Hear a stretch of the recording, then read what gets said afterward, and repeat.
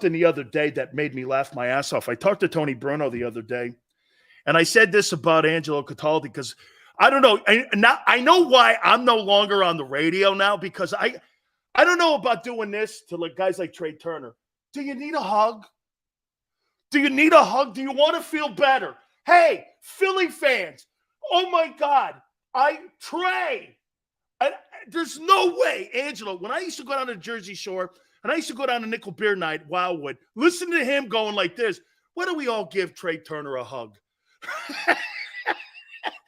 Let's bring in the legend himself. It's an honor to have him on here, Angelo Cataldi.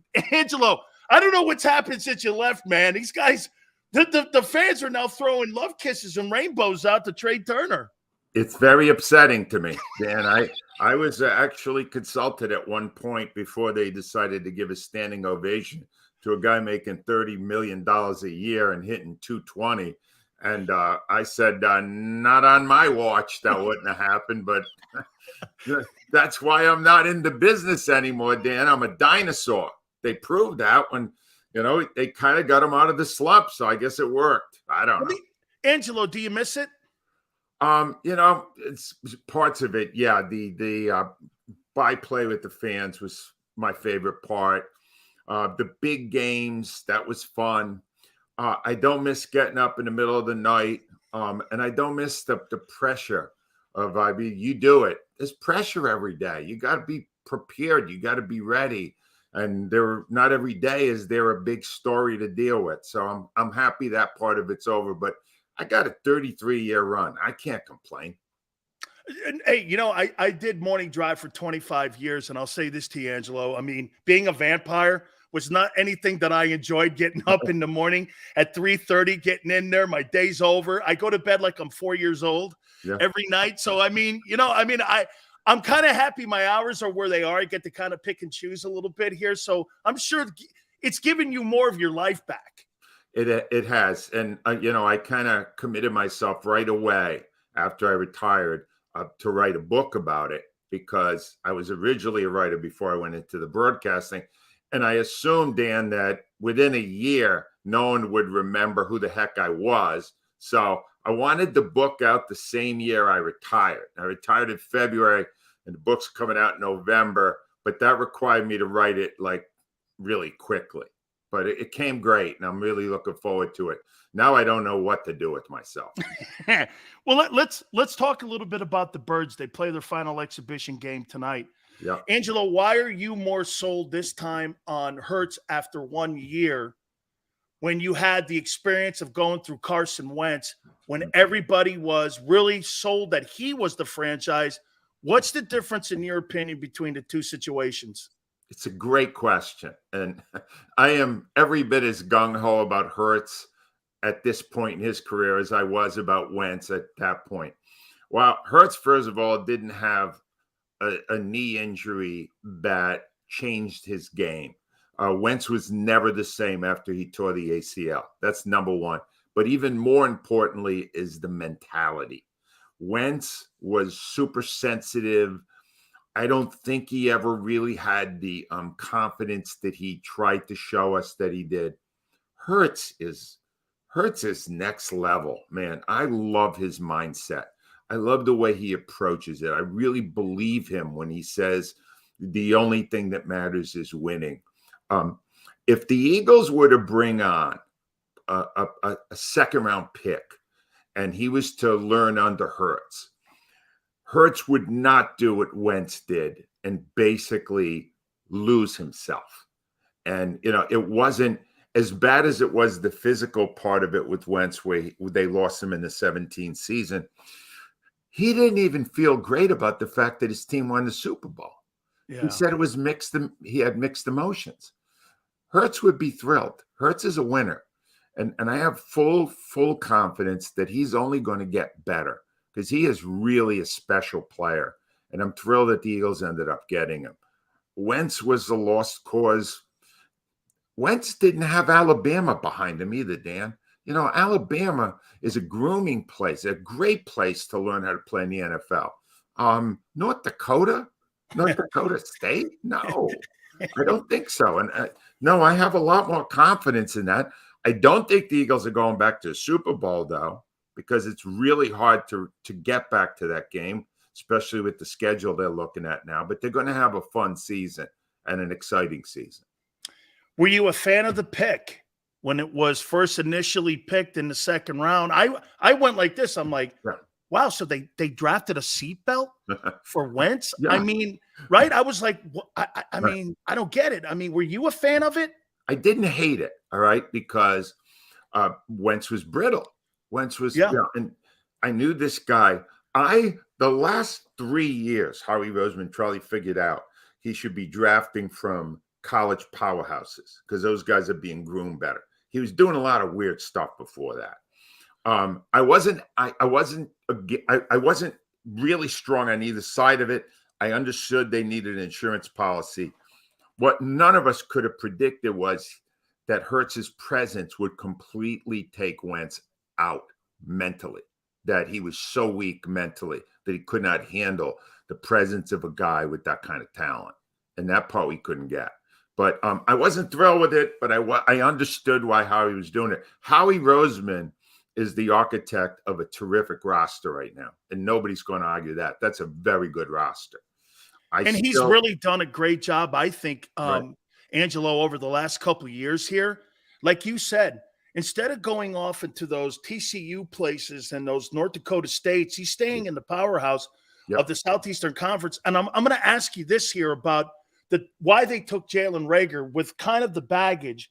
I compare him to Jerome Brown, my former teammate. I compare him to this guy here. I think he's got all the physical attributes that I think he could be a Jerome. But Angelo, do you think that because they passed on Justin Jefferson, because there were the Odell Beckham money giving, the sideline stuff, there was character issues with Justin Jefferson at LSU, that they passed on that for the safer Reagor, and that's why they said that they're not going to pass on this opportunity in Jalen Carter because of the baggage? I mean, it just seems they rolled the dice here.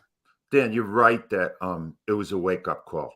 What happened with Reagor was a major wake-up call. They drafted Reagor because their wide receiver coach at the Eagles then, Aaron Moorhead, was best friends with Monty Reagor, Jalen Reagor's dad.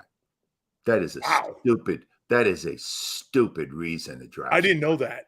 Well, it also dovetailed with the fact that the owner of the team said that he wanted a real speedy wide receiver, that he wanted a game breaker like they have at KC.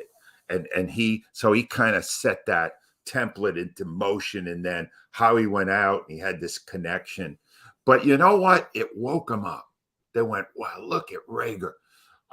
They had been whiffing left and right with wide receiver picks. And suddenly they went, hey, here's an idea. Why don't we get players who are being groomed for big games at powerhouse places? So now they're like recreating the Georgia defense. Every pick now is a Georgia. They got 3 of them now. And it's working a hell of a lot better than picking these weird guys who have some relative who's connected to the team there. They have a really good roster. This is as good a roster as they've had. This is as good a roster as they had any of the 33 years I was doing that show. This is their best team. But I'm convinced of the coaches. I am not a huge fan of Nick Sirianni. Nick Sirianni did not understand that he had a horrible defensive coordinator in Jonathan Gannon. I don't mean a bad one. I mean a horrible one. Inept to the X degree. And Jonathan Gannon, you got to understand, I have a personal stake in this. I hated Gannon from day one because Philadelphia loves aggressive defenses, and Gannon set his up to play on their heels. They just let you have 3/4 of the field every time down. And they got to the second half of the Super Bowl, and they found a guy who knew how to take advantage. And they had no answers. They scored 2 touchdowns on the exact same play call. Juju Smith-Schuster. Who? All right, Dan, that is incompetence at an amazingly high level. The week before that, I still trashing Gannon to go into the NFC Championship game. And the coach comes out and names me And this is my final weeks. And he goes, I don't want to name names, but I will. Cataldi. I can't stand listening on our flagship station to him trashing my defensive coordinator. Jonathan Gannon is a brilliant defensive mind and all this. Then they can't stop him one freaking time in the Super Bowl. He was house hunting, Angelo. Danny, now Sirianni's supposed to come on. He's under contract. He comes on after the last game. Part of the deal. I used to listen when he went on with you. Yeah. You didn't listen to last week because he didn't come on. Because he would have had to eat the crow and acknowledge that Gannon wasn't anything close to what he said he was. So now, honestly, I want the Eagles to do better. I like the new guy they got, Sean Desai. I like him a lot better as defensive coordinator than Gannon was. And I would like Gannon to lose every single game in Arizona.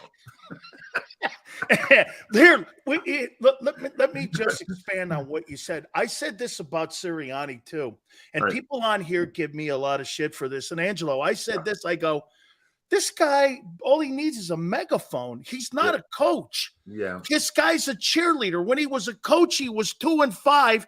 He's got no say in the hiring of his assistants. Remember what he said at the Super Bowl, Angelo? He goes, hey, when I got hired, I had to introduce myself to almost the entire coaching staff here. I didn't know. That means how he picks them all. So to me, when I look at him, to me, Frank Reich came on the program, Angelo, 2 years ago. He's a dear friend of mine. And he said, you want that Eagle job? You got to learn to get along and play in how we sandbox. True. Because that's what Doug couldn't do. So obviously you don't think Sirianni's an upgrade from Doug Peterson. Oh, he's a downgrade. He's a downgrade for the reasons you just said and the fact that he's got the Philadelphia attitude. He is a hard worker. He is committed. You think that's sincere?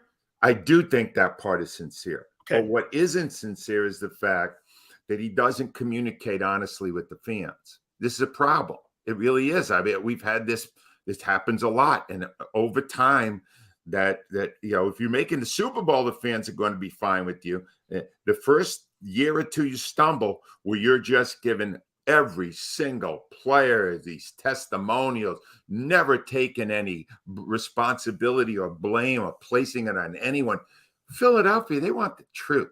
Doug Peterson is in 33 years, Dan, the most honest coach I ever spoke to on a weekly basis on the air was Doug Peterson. He would admit his mistakes. He would question things that they were working behind the scene. He was honest, probably to a fault, but that's a rarity. Sirianni, I don't feel coaches that are as timid with the media as Sirianni is truly have the security it takes to be a coach of Philadelphia. And that's why, in my opinion, and I don't mean to be step over my boundaries here, Angelo, because I know you worked with the Eagles all those years, but the way they control the market and the way they control the media in that market, they're not going to put anybody on that's going to contradict some of the things that you would say. Like, some of the decisions that they've made when it comes to hires and fires and people that they've lost or decision-making, they're going to kind of control that narrative. I mean, they want positive conversation. Shit, I learn more from Peter King when he comes on the program than I do from the local guys because they don't tell the local guys anything. It's really true. And it was an awkward situation for me because I was blasting away every day on their station. But see, that's your Inquirer background too, because you're a columnist, not an op-ed guy. And I was grandfathered, Danny. If I had come along now, Joe DeCameron's my replacement, I couldn't say that stuff. I know. I don't even think if I had come along 10 or 15 years ago, I could have said that stuff. You couldn't. Right? Odyssey would have you out of there because, again, I used to do the same thing, Angelo, when I was with Tampa or San Diego with Odyssey. Yep. And you start going like this. The only thing I know the Padres for is the guy who made the hamburgers. That's the only thing. And again, the flagship didn't really like the idea that I'm barking like that. So let me slide you into this conversation here. Jeffrey Lurie, the owner of the Eagles, in 30 years, this is the 30th anniversary of him owning the team.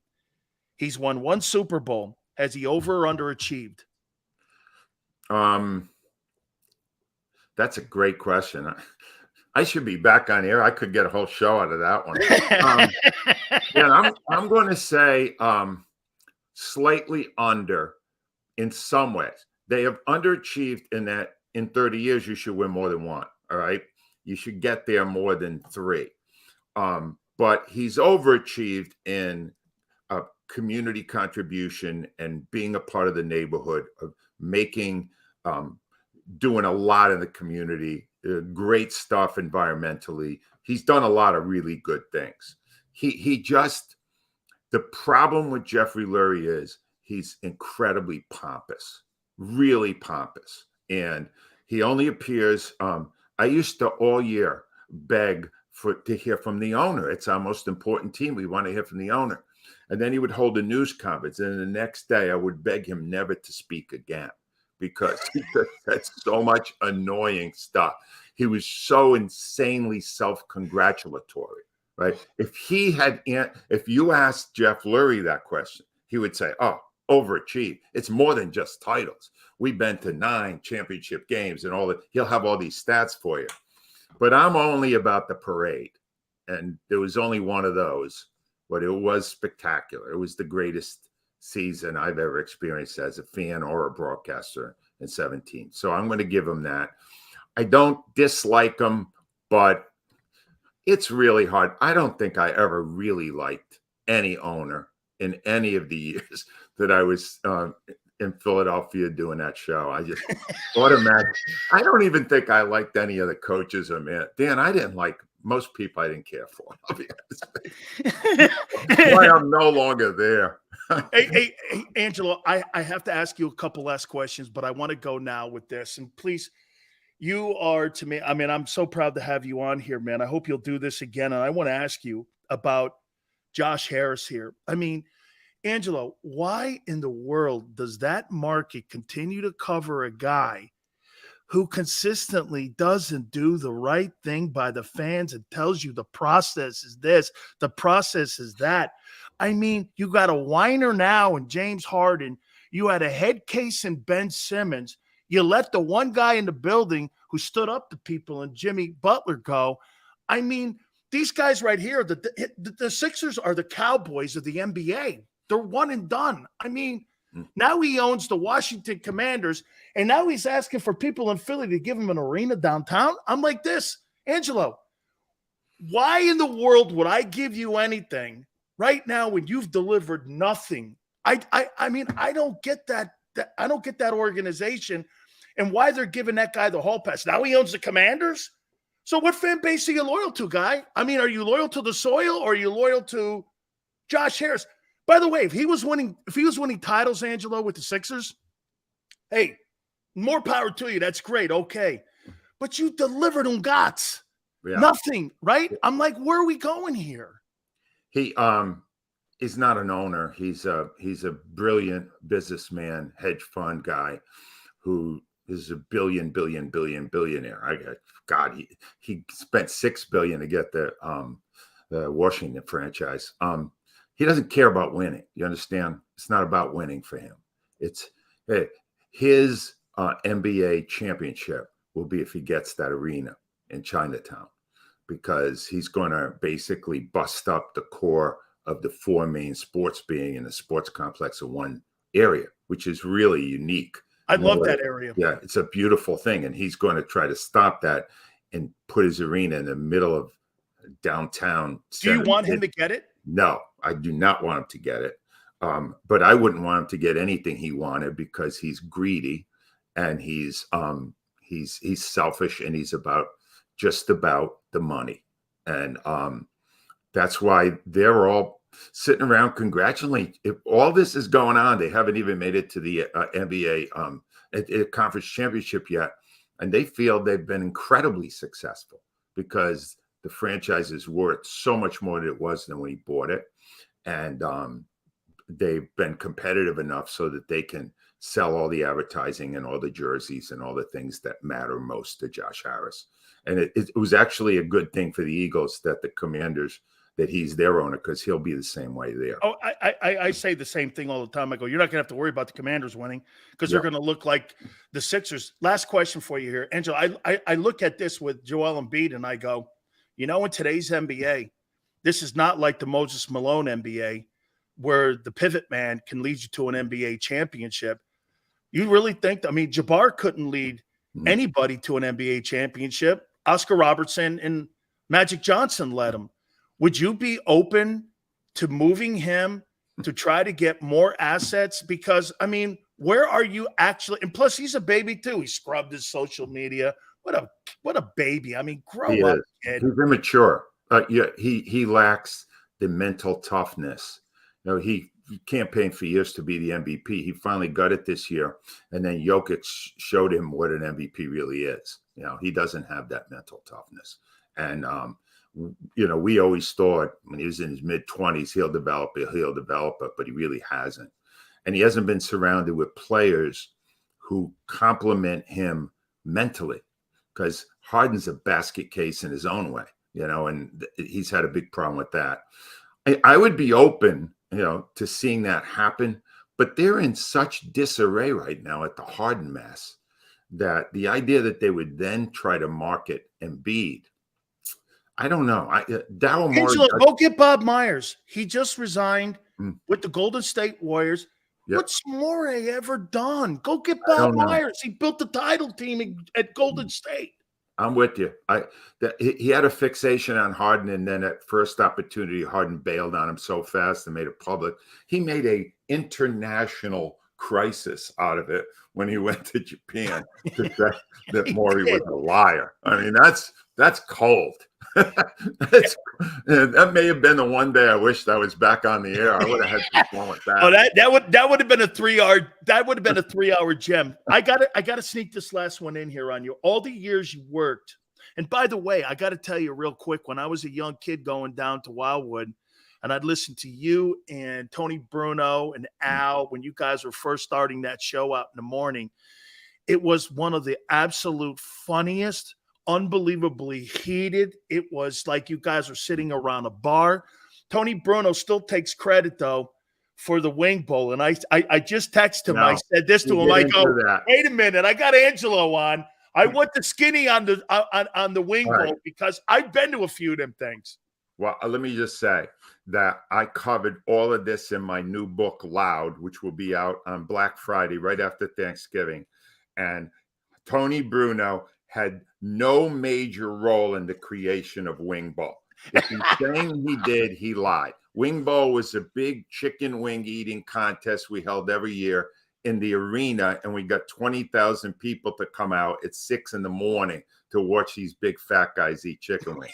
And there's more to the story, but no, the idea was conceived by Mr. Al Morganti.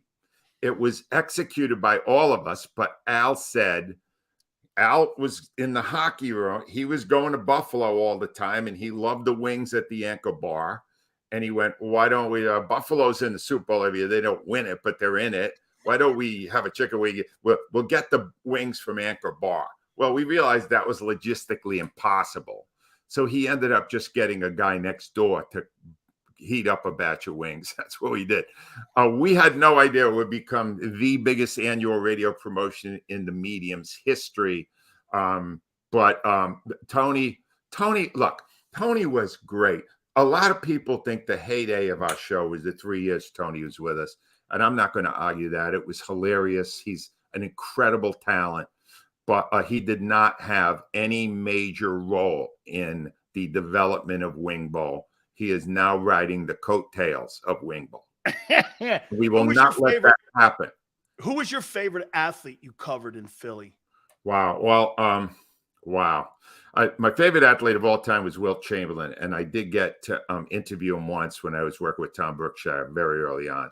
And Tom owned WIP at the beginning before CBS bought it, correct? Yes, it was, and it was spellbinding. I just was, I was like a little kid. Just I couldn't believe that 7 feet tall, amazing. I got to meet Muhammad Ali and interview him, and I was overwhelmed by him.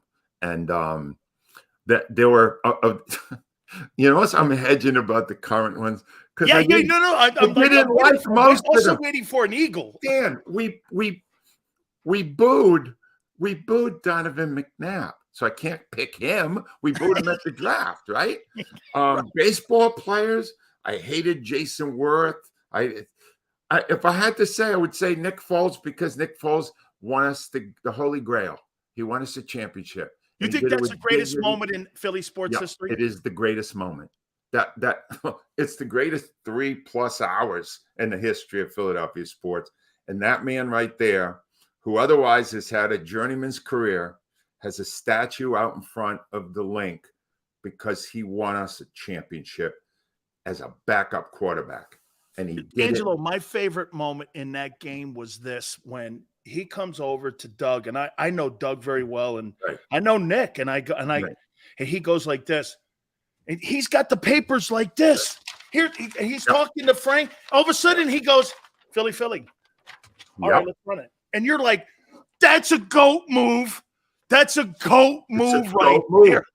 And it's a move that never would have happened if Carson Wentz was still the quarterback, because he didn't have the cojones to do it. He wouldn't have done it.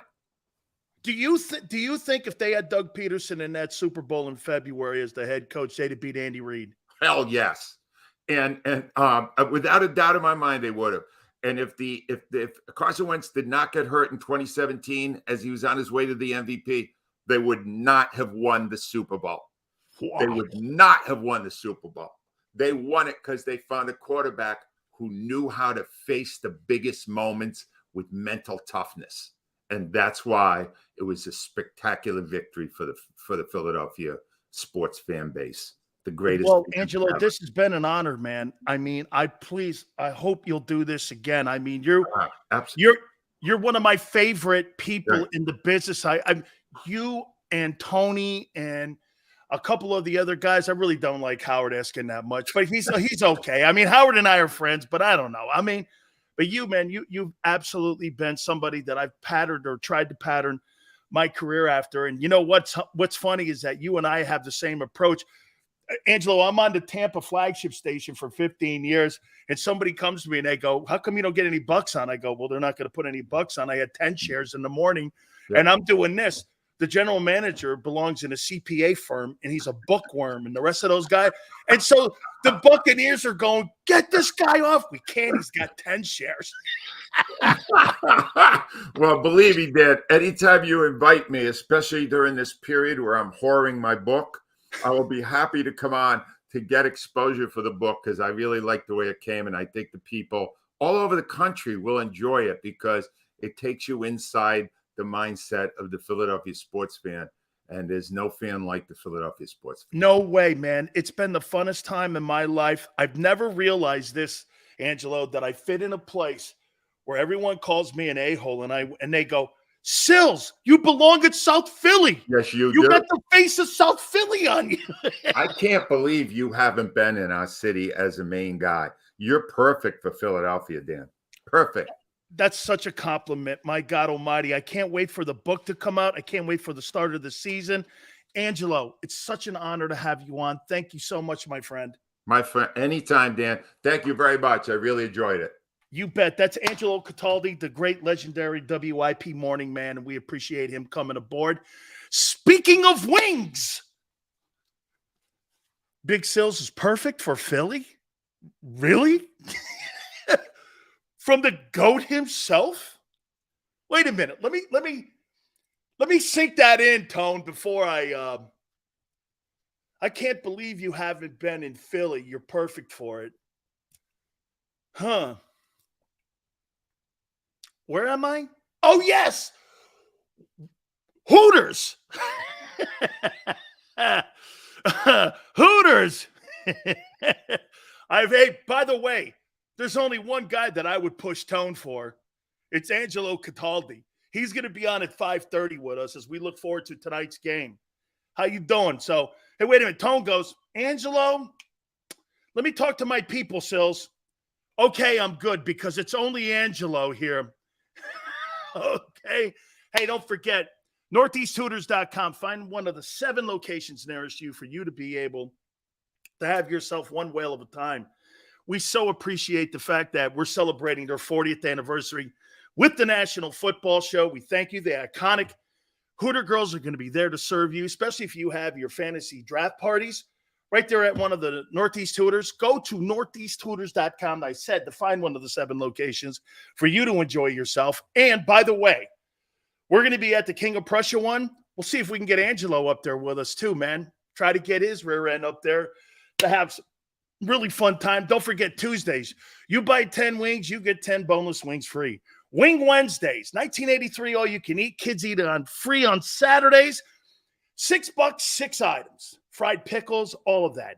You're absolutely going to fall in love with it. All you have to do is go to northeasthooters.com to find the location nearest you. And don't forget, we're also going to be at the King of Prussia doing tailgates, all kinds of parties. We're going to be taking a bus, I heard, up to New York, 2 Eagle fans up to New York to go there for, I think, the final game of the year. We're working on so many cool things. Go to northeasthooters.com. And when you go to Hooters, do me a favor. You tell them Big Sil sent you.